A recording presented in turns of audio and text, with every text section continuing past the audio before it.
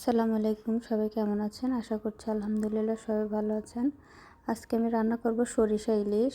এখানে আমি কালো সরিষা বেটে নিয়েছি, আর এখানে দিয়ে দিচ্ছি 1 কাপ একদম কুচি করা পেঁয়াজ, তারপরে দিব কাঁচামরিচ। তো এই সরিষা ইলিশটা আমার নানি খুব ভালো করে রান্না করতো। নানির হাতের সরিষা ইলিশ অনেক মজা লাগতো। তো নানির মতো ওভাবে পারি না, যতটুকু পারি সেভাবেই চেষ্টা করি। এখানে আমি মরিচ আর পেঁয়াজ কুচিগুলো দেওয়ার পর আমি হলুদ, ধনিয়া গুঁড়া আর জিরা গুঁড়া আর লবণ দিয়ে মেখে নিচ্ছি। আর পুরাটা হবে সরিষার তেলে রান্না। তো আমি এখানে তেল দিয়ে ভালো করে মেখে নিচ্ছি। এটা খুব ভালোভাবে মাখতে হবে, যত ভালো করে মাখা যাবে তত রান্নাটা মজা হবে। তো আমি এবার মাছগুলো দিয়ে দিব।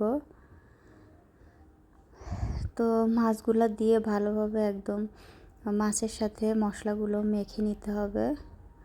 তো আমি এটা মেখে নেওয়ার পর আমি এটা আধা ঘন্টার মতো রেখে দিব, যেন মাছের ভিতরে ভালোভাবে মশলাটা ঢুকতে পারে। তো এখানে আমি পানি দিয়ে এখন আমি চুলায় চড়িয়ে দেব। তো এই যে এখানে বলক চলে এসেছে।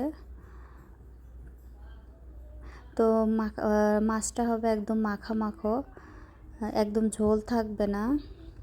এভাবেই সরিষা ইলিশটা মজা লাগে। তো বাংলাদেশের মতো একদম টাটকা ইলিশ না পেলেও আমরা এখানে যে ইলিশটা খাই, ইলিশটা ভালোই লাগে। তো এই তো আমার রান্না কমপ্লিট। ইলিশটা খুবই মজা হয়েছিল। তো এই তো আমি নামিয়ে নিলাম। এখন আমি ব্রাউন রাইস আর আমার গার্ডেনের সিম আলু ভাজি দিয়ে এই ইলিশ মাছটা সার্ভ করেছি।